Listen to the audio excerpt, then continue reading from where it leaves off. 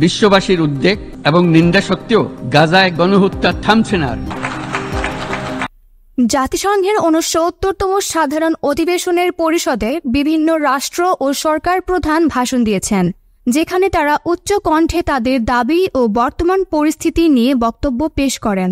বিশেষ করে গাজা ইসরায়েল সহ ইউক্রেন রাশিয়া যুদ্ধ নিয়ে উচ্চ কণ্ঠ ছিলেন তারা।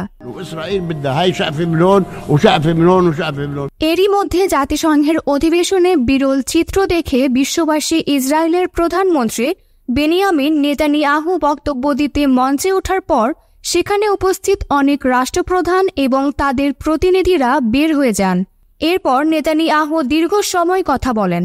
এ সময় তিনি হামাস ও হিজবুল্লাহর কড়া সমালোচনা করেন এবং জানান, যতদিন পর্যন্ত তাদের লক্ষ্য অর্জন না করবেন ততদিন যুদ্ধ অব্যাহত থাকবে।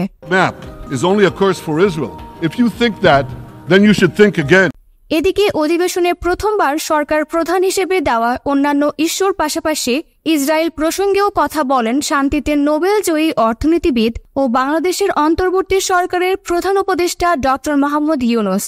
তিনি বলেন, প্যালেস্টাইনদের বিদ্যমান বাস্তবতা কেবল আরব কিংবা মুসলমানদের জন্যই উদ্বেগজনক নয়, বরং তা সমগ্র মানবজাতির জন্যই উদ্বেগের। একজন মানুষ হিসেবে প্রত্যেক প্যালেস্টাইনের জীবন অমূল্য।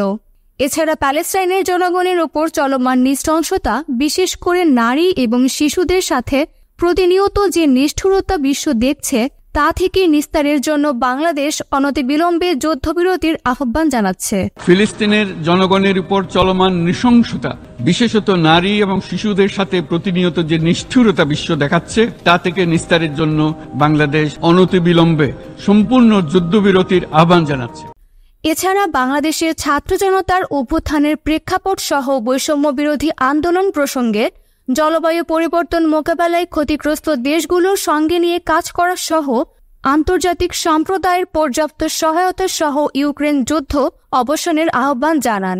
ফিলিস্তিনের মতো বিদ্যমান বাস্তবতা কেবল আরব কিংবা মুসলমানদের জন্যই উদ্বেগজনক নয়, বরং তা সমগ্র মানব জাতির জন্যই উদ্বেগের বিষয়। এদিকে জাতিসংঘের সাধারণ পরিষদের অধিবেশনে ডক্টর ইউনূসের বক্তব্যকে মাইলফলক হিসেবে দেখছেন বিশ্লেষকরা। তারা বলছেন, বাংলাদেশের রাষ্ট্র সংস্কারে তরুণদের অবদান তুলে ধরার পাশাপাশি বৈশ্বিক নানা সংকট সমাধানের তাগিদ দেওয়া হয় এই বক্তব্যে, যা ভবিষ্যতে বাংলাদেশের নানান সম্ভাবনার পথ দেখাবে।